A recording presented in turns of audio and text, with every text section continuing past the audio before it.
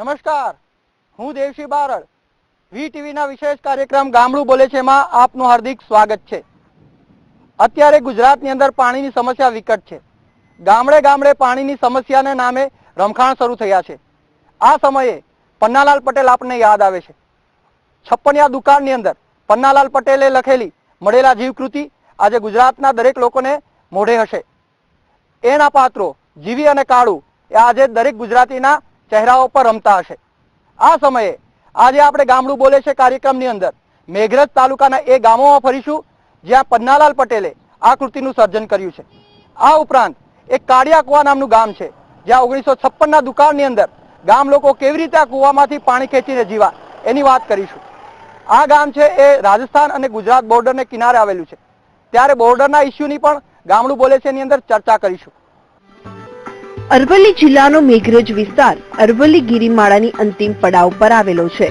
રાજસ્થાનની સરહદને અડીને આવેલો મેઘરજ વિસ્તાર રાજ્યના પછાત વિસ્તારમાં સ્થાન પામે છે. આદિવાસી અને ઓબીસી વસ્તી ધરાવતો આ ભાગ ખેતી પર નિર્ભર છે.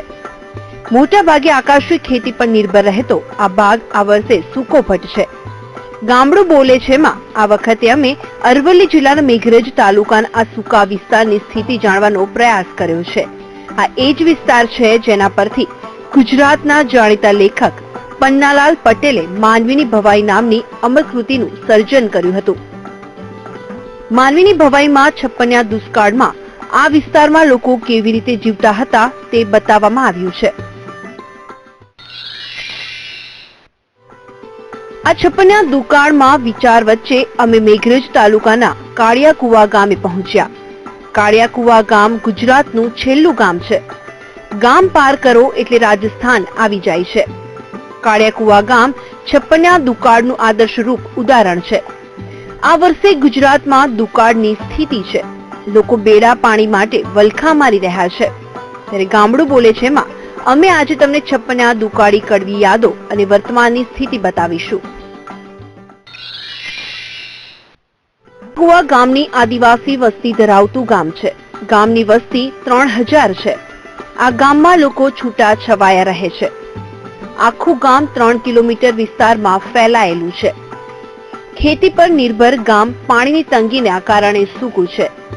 ગામમાં પહોંચતાની સાથે જ અમે સરપંચના ઘરે પહોંચ્યા. સરપંચના ઘરે જઈને છપ્પનિયા દુકાળમાં બનેલા ગામનું નામ જે કુવાના નામ પરથી પડ્યું છે તેના વિશે માહિતી મેળવી. થોડી વાતો કરીને અમે કાળિયા કુવા પહોંચ્યા. આ કાળિયો કુવો છે છપ્પનિયા દુકાળનું જીવંત ઉદાહરણ. વિક્રમ સંવત 1956માં ગુજરાતમાં ભારે દુકાળ પડ્યો હતો. આ દુકાળમાં ઉત્તર ગુજરાતમાં ટપોટપ લોકો મરી રહ્યા હતા. લોકો પશુઓ ખાતા હતા. પાણી ન મળવાથી લોકોના જીવ જતા હતા. આ કપરા સમયે સ્થાનિક રાજવી કિશોરસિંહે કુવો બનાવ્યો હતો જે કાળિયા ડુંગર નામે પ્રસિદ્ધ થયો. સમય ગામનું નામ પણ કાળિયા કુવા પડી ગયું. એટલે પાણી લોકો આજુબાજુ ને બધે પીધું. સારંગપુર, રાયાવાડા, ડસકા ને રોનિયાના ને કાલિયાકુવાના. અત્યારે ઠાકોરના જે કોંગ્રેસ વાહી પહેલી રાધાઓ હતા એ રાધા એ આ જમીનમાં મેં બધું ઓકળે રાખતા અને આ કુવાનું ગોડાયેલું અને પાણી પીધેલું માણસે. કયા ઠાકોરે કુવો બનાવ્યો હતો? નહેરુ બાપુ ને કિશોર બાપુ ની. કાળિયા કુવા હાલમાં ગામના આગેવાન દુદાજી ડામોર પાસે છે. કાળિયો કુવો અનેક યાદ સંઘરીને બેઠો છે. દુકાળનો મુખ સાક્ષી છે. 30 ફૂટ ઊંડો આ કુવો છપ્પનિયા કાળમાં આજુબાજુના 20 ગામની તરસ છીપાવી હતી. આજુબાજુના લોકો આ કુવામાંથી પાણી ભરતા હતા. સેંકડો લોકોને કુવાએ બચાવ્યો હતો. મારી પાછળ તમે જોઈ રહ્યા છો એ કાલિયા કુવા છે અને આ કુવાના નામ ઉપરથી આ ગામનું નામ મેઘરજ તાલુકાના ગામનું નામ કાલિયા કુવા પડ્યું છે. આજથી 200 વર્ષ પહેલા છપ્પનિયા દુકાળની અંદર આ કુવો બનાવવામાં આવ્યો હતો અને આખા વિસ્તારના લોકો આ કુવામાંથી પાણી પીતા હતા. માનવીની ભવાઈ જે ફિલ્મ બની છે, જે પન્નાલાલ પટેલની જે વાર્તા છે એ વાર્તા પણ આ જ વિસ્તારની છે. છપ્પનિયા દુકાળની અંદર અહીંયા માણસોને ખાતા હતા, માણસો પશુઓને ખાતા હતા અને પાણીની તંગી એટલી વિકટ હતી કે 10-20 કિલોમીટર સુધી લોકોએ જવું પડતું હતું. ત્યારે ગામના લોકોએ કેટલાક સમજુ લોકોએ અહીંયા એક કૂવો ખોદ્યો અને એ કાલિયા કુવા નામે ફેમસ થયો. આજે આટલા વર્ષ પછી ગુજરાતની અંદર દુકાળની સ્થિતિ છે ત્યારે આ કાલિયા કૂવા ફરી યાદ કરવો જરૂરી છે અને આજે 200 વર્ષ પછી આ કાલિયા કૂવાની અંદર આજે પાણી નથી તો આપણે યાદ કરવું જોઈએ કે આ કાલિયા કૂવો આજે ખાલી થઈ ગયો છે. ગામના લોકો દુઃખી છે કારણ કે 200 વર્ષની યાદ આ ગામ સાથે આ કૂવા સાથે જોડાયેલી છે. 56 દુકાળમાં જે કૂવાએ લોકોને જીવતા રાખ્યા હતા તે કાળિયા કૂવામાં આજે 200 વર્ષ પછી પાણી ખૂટ્યું છે. કૂવો ખાલીખમ છે. 30 ફૂટ ઊંડા કૂવામાં ટીપું પાણી પણ નથી. આ સ્થિતિ પહેલીવાર બની છે, તેથી ગામના લોકો ચિંતામાં છે. કૂવાના માલિક દુદાજી વિચારી રહ્યા છે આમ કેમ થયું. પાણી હતું, આ સાલ પાણી મચ્યું, કોઈ વાર નતું મચ્યું. 56 કાળ પછી આ પહેલી વાર એવું બન્યું છે. પહેલી વાર 56 કાળ પછી આ પહેલી વાર બન્યું. કેમ એવું કેમ થયું? અત્યાર સુધી પણ દુકાળ આયા, ઘણા બધા દુકાળ આયા છે. નતું એ દુકાળમાં નથી મેટ્યું તો આ દુકાળમાં એવું તો શું થયું? ચાલો અત્યારે રીંગોમાં પાણી જતું રહ્યું, ઊંડું તળ્યું એટલે આ કૂવો હુકો થઈ ગયો. તો તમે આ બધું આ જે કૂવો હુકો થઈ ગયો તો તમારા બાળક જેવો કૂવો છે અત્યારે, બાળક એટલે દીકરા જેવો સાચવો છે, તો આ કૂવો હુકો થઈ ગયો તો દુઃખ થાય છે કઈ? આવું દુઃખ તો થાય ને સાહેબ. અત્યારે અમારા રોટલા જ જાણ્યા હતો. આ તો ઘઉં બધું ખેતી હુકાઈ ગઈ આના પાછળ. પછી આ રીંગો કરીએ ને એવું કરીએ. શું ખેતીમાં શું હુકાઈ ગયું અને શું નુકસાન છે? ઘઉં, કપાસ, એ વરિયાળી બધું હુકાઈ ગયું. દુદાજી ભારે દુખી છે. તેની ખેતી નિષ્ફળ ગઈ છે. દુકાળના વર્ષે ગામને મદદ ન થઈ શક્યો તેનું દુઃખ દુદાજીના ચહેરા પર છે. કાળિયો કૂવો દુદાજી પાસે કેમ આવ્યો તે પણ એક સ્ટોરી છે. આ વાત જાણીએ તે પહેલા કાળિયો કૂવો કેવી રીતે બન્યો તે જાણવું જરૂરી છે. કાળિયો કૂવો દુદાજીએ 4300 રૂપિયામાં આજથી 40 વર્ષ પહેલા ખરીદી લીધો હતો.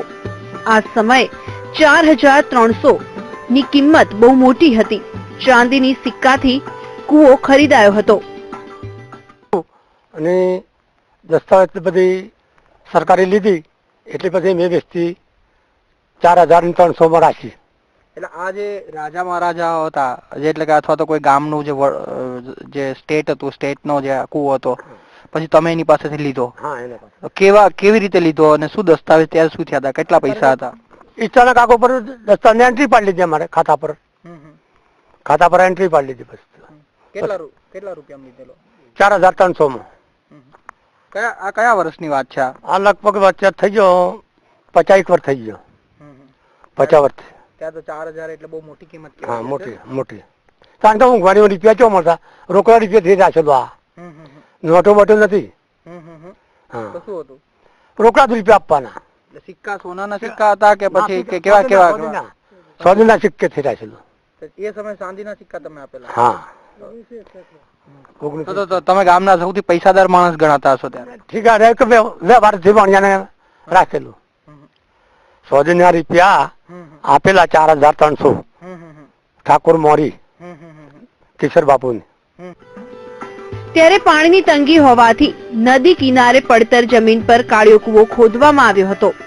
આ કૂવો ખોદવા માટે 25 માણસોએ 1 વર્ષ સુધી કામ કર્યું હતું.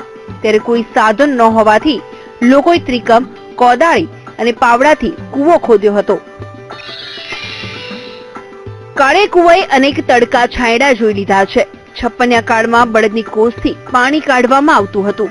એ પછી ડીઝલ મશીન આવ્યું, મોટર આવી અને હાલમાં સબમર્સિબલ પંપથી પાણી કાઢવામાં આવે છે. કાળિયા કૂવામાં પાણી ન હોવાથી ગામના લોકો દુઃખી છે. તેઓ કહે છે કે 56 કાળને અમે જોયો નથી પણ યાદો ઘણી છે.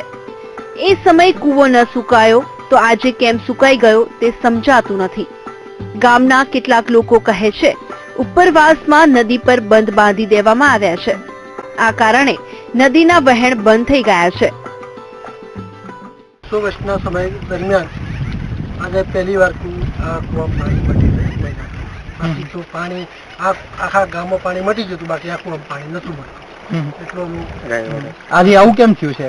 આજે સાહેબ આજે કે આ વરસાદ ઓછો પડે છે, ઉપરવાસમાં કોઈ ડેમ નથી, કોઈ તળાવ નથી, કોઈ મોટી કોઈ સિંચાઈ યોજના નથી, કોઈ નહેર નથી, એટલે પાણી પાણીનું તળ જ નથી, બિલકુલ પાણીનું તળ નથી. કાળિયા કૂવાની સ્ટોરી જાણ્યા બાદ એ 56 દુકાળ વિશે જાણવું ખૂબ જ જરૂરી છે. કેવો હતો તે 56 દુકાળ પન્નાલાલ પટેલની અમરકૃતિ માનવીની ભવાઈ છપ્પનિયા દુષ્કાળ પર આધારિત છે. આ કૃતિ 1947માં લખાઈ છે. માનવીની ભવાઈમાં છપ્પનિયા કાળના સાબરકાંઠા વિસ્તારમાં કેવી સ્થિતિ ઊભી થઈ હતી તેની વાત છે. પન્નાલાલની કૃતિમાં ઉલ્લેખ મુજબ દુષ્કાળના માણસને ખાઈ જતો હતો. ઉલ્લેખ મુજબ ભૂંડી ભૂખથી બચવા એક માતા પોતાના નાના મૃત બાળકના અવયવો આરોગે છે. તે નવલકથાનો નાયક કહે છે, સૌથી ભૂંડી ભૂખ છે, માણસ નથી. છપ્પન દુકાળ એટલો ગંભીર હતો કે લોકો પશુઓને ખાઈ જતા હતા. ભૂખ ભાગવામાં પશુઓની ચોરી થતી. પાણી માટે સ્ત્રીઓ દેહ વેચતી હતી. પૈસાદાર લોકો એક લોટા પાણી માટે મહિલાની આબરૂ લેતા હતા. ખેતરમાં ક્યાંય પણ લીલા ઝાડ ન હતા. લોકો ઝાડના પાન પણ છોડતા ન હતા. ખાવા માટે લોકોની છેલ્લી આશા ઝાડનું મૂળ હતું. મૂળિયાનો લીલો ભાગ કોઈને નસીબમાં મળતો. મકોડા કીડી માટે મનેક જમીન ખોદી નાખતો હતો. આવો હતો છપ્પન દુકાળ. થયું અને પન્નાલાલે જે વર્ણન કર્યું છે અંદર કે માણસે કેવી રીતે દુકાળની સામે ટક્કર આપી અને જીવ્યા, એટલે માનવીની જીજીવિષાની પણ અંદર વાત છે.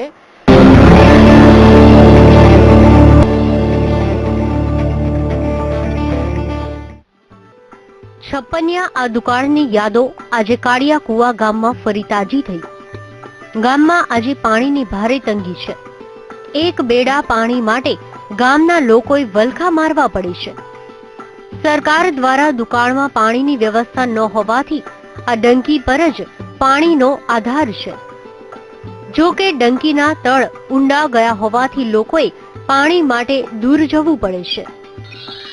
કાલિયાકુવા ગામના આ હેન્ડપંપની અંદર આ રીતે તમે 5 મિનિટ પેલું કરો ત્યારબાદ પાણી મળે છે.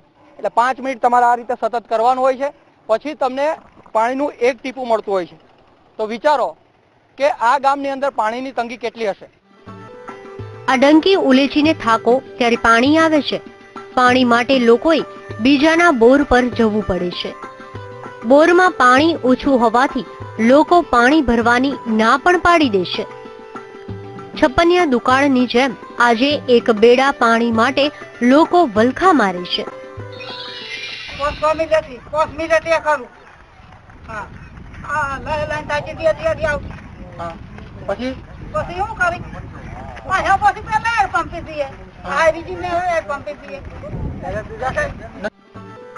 પાણીની તંગી એટલી ગંભીર છે કે લોકો પોતાના પશુને ક્યારેક એક ટાઈમ પાણી પીવડાવે છે.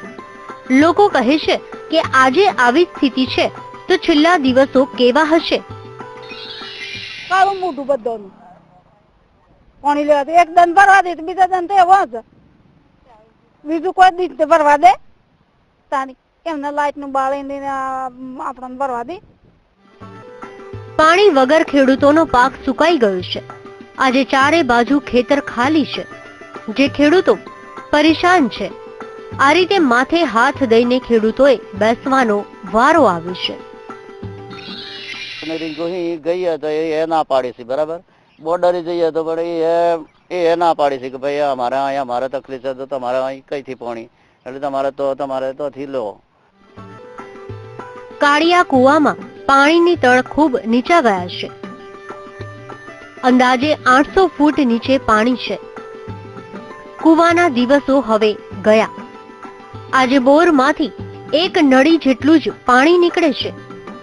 આ બતાવે છે કે પાણીની સ્થિતિ અહીંયા કેટલી ગંભીર હશે. મેઘરજ તાલુકાની અંદર પાણીના તળ કેટલા નીચા ગયા છે એનો ઉત્તમ નમૂનો આ પાઇપ છે.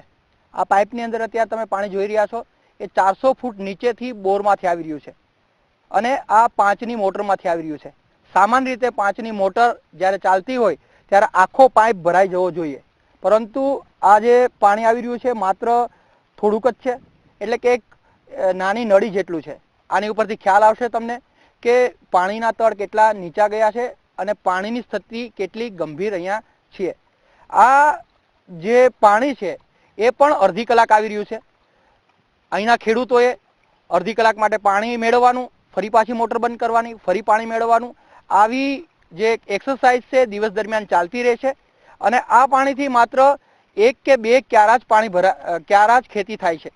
તો આ સ્થિતિમાં તમને ખ્યાલ આવશે કે પાણીની સ્થિતિ કેટલી ગંભીર આ જિલ્લાની અંદર છે અને તળ કેટલા નીચા જઈ રહ્યા છે.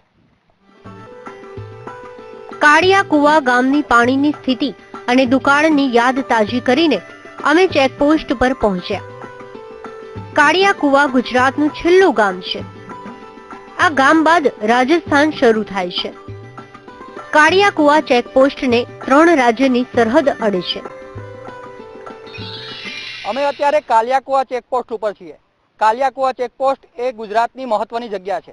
અહીંયા 3 જિલ્લા અને 2 રાજ્યની સરહદની બોર્ડર અહીંયા લાગે છે. મારી જમણી સાઈડ તમે જોઈ રહ્યા છો એ રાજસ્થાનની બોર્ડર છે. રાજસ્થાનનો જિલ્લો ત્યાંથી લાગુ પડી જાય છે.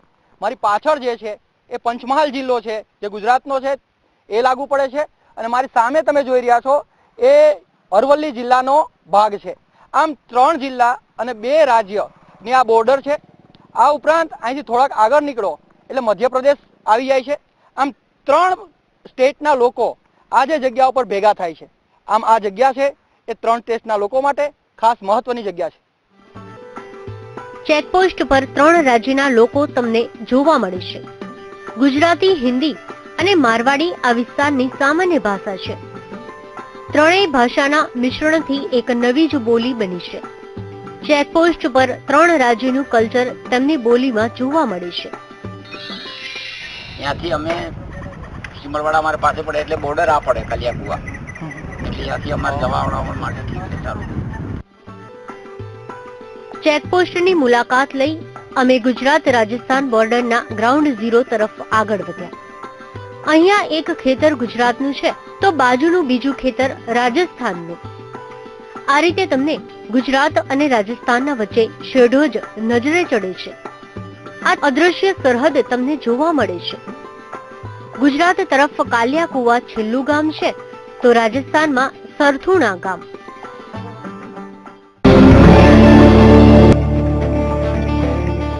છે એ આદિવાસીની ઓળખ છે, પરંતુ અહીંયા આ મહુડાનું ઝાડ છે એ અલગ જ ઓળખ ધરાવે છે. આ ઝાડનું થડ જે છે એ ગુજરાત અને રાજસ્થાનની બોર્ડર નક્કી કરે છે. મારી જમણી સાઈડ જે છે એ ગુજરાત બોર્ડરનો ભાગ છે. ગુજરાતના મેઘરજ તાલુકાનું કાલિયા કુવા છે અને અહીંથી ડાબી સાઈડ એ સરથુણા ગામ છે રાજસ્થાનનું. આમ આ જે સેન્ટર છે એ ગુજરાત અને રાજસ્થાનની બોર્ડર ઉપર આવેલું મહત્વનું સેન્ટર છે અને બંને ભાગ પડે. અહીંથી તમને અલગ માનવીય સંવેદના ધરાવતી સ્ટોરીઓ પણ મળી શકે. અહીંયા રાજસ્થાનના એક પિતાના 2 દીકરા, એક રાજસ્થાનની ઓળખ ધરાવે, એક ગુજરાતની ઓળખ ધરાવે. એ રીતે ગુજરાતી પિતાના 2 દીકરા, એક રાજસ્થાની હોઈ શકે અને એક ગુજરાતી હોઈ શકે. એ પ્રકારની સ્ટોરીઓ તમને આ બોર્ડર ઉપર જોવા મળે છે. આમ દરેક ઘરની અંદર તમને રાજસ્થાની પણ જોવા મળે અને ગુજરાતી પણ જોવા મળે. એક બાપની દીકરાની અલગ અલગ ઓળખ અહીંયા સામાન્ય છે. બોર્ડર પર ફરો તો તમને ઘણી રસપ્રદ ઘટના સામે આવે છે. જમીન એક રાજ્યમાં હોય તો મકાન બીજા રાજ્યમાં જોવા મળે. એક બાપના 2 દીકરા 2 રાજ્યના નાગરિક હોય તેવી રસપ્રદ ઘટના પણ બોર્ડરના ગામમાં છે. આ મોહનભાઈ દલુભાઈ છે. મોહનભાઈ રાજસ્થાનના સરથુણા ગામના છે. તેની જમીન ગુજરાતમાં છે. હવે 2 ભાઈ અલગ થયા છે. આજે મોહનભાઈ ગુજરાતી છે જ્યારે બાજુના ખેતરવાળા તેમના નાના ભાઈ રાજસ્થાનના રહેવાસી છે. એક નાનો છે એ રાજસ્થાનમાં રહે અને હું કાલિયાકુવા ગુજરાતમાં. એટલે એક બાપના 2 દીકરા, એક બાપના 2. એક રાજસ્થાનમાં છે, હું ગુજરાતમાં. આનંદીબેન અમારા મુખ્યમંત્રી અને આપણે આ વસુંધરા રાજે સિંધિયા અમારા ભાઈ ને રાજસ્થાન વાળી એ મુખ્યમંત્રી. ઓકે, તમારા કામ માટે તમે ક્યાં જાઓ? અમે અમારા કામ માટે એ ભાઈ જાય સરથુણામ, એ પંચાયત સમિતિ સિમલવાડા લાગે, અમારે તાલુકો મેઘરજ લાગે. મોહનભાઈ રાજસ્થાની હોવા છતાં ગુજરાતના બની ગયા છે. હવે રેશન કાર્ડથી માંડીને ચૂંટણી કાર્ડ પણ ગુજરાતી છે. તેઓ ગુજરાતની સુવિધા ભોગવી રહ્યા છે. તેઓ કહે છે રાજસ્થાન કરતા ગુજરાતમાં સારું છે. ગુજરાતમાં 24 કલાક વીજળી છે, રેશન કાર્ડમાં નિયમિત મળે છે, જ્યારે રાજસ્થાનમાં તેના ભાઈની પાસે આવું કોઈ નથી. અમે જ્યોતિગ્રામ વાળું 24 કલાક લાઈટ આપે અમને, બરાબર, એટલે 24 કલાકમાં આ કુર્સી વાળો 8 ઘંટા આપે અને જ્યોતિગ્રામ 24 ઘંટા આપે, એટલે એ બી અમને ફાયદો. બોર્ડરના ગામમાં આવી રસપ્રદ કહાની છે. બોર્ડર પર જેમ આગળ વધો તેમ તમને નોખી અનોખી અનેક કહાની જોવા મળે. પણ આ બધા વચ્ચે અમને આ વિસ્તારમાં પાણીની સમસ્યા ગંભીર લાગી. દુકાળના દિવસોમાં બોર્ડરના ગામમાં ગુજરાત અને રાજસ્થાન સરકારે પાણી માટે કોઈ ઠોસ કદમ ઉઠાવ્યા નથી, તે પણ દેખાઈ આવ્યું. કાર્યક્રમમાં આજે આપણે જોયું કે છપ્પનિયા દુકાળની અંદર જ્યારે માણસને ખાઈ રહ્યો હતો, માણસ પશુને ખાઈ રહ્યા હતા, એ સમયે આ કાળિયા કુવા અને આસપાસના ગામની જિંદગી કેવી રીતે બચાવી. આજે 2016 ની અંદર આ કાળિયા કુવાનું પાણી કેવી રીતે સુકાઈ ગયું એ પ્રશ્ન છે. આજે અહીંના લોકો કાળિયા કુવાને પોતાનો ભગવાન માની રહ્યા છે, પરંતુ કાળિયા કુવામાં પાણી નથી. આ ઉપરાંત આ બોર્ડરના ગામની અંદર કેવી રીતે એક ભાઈ રાજસ્થાની છે તો એક ભાઈ ગુજરાતી છે, એ પ્રકારની સ્થિતિ જોવા મળી રહી છે. આજના દિવસ માટે બસ આટલું જ. નેક્સ્ટ એપિસોડમાં મળીશું બીજા ગામમાં બીજા લોકેશન સાથે. કેમેરામેન નિલેશ પટેલ સાથે દેવશ્રી બારડ, VTV, કાળિયા કુવા.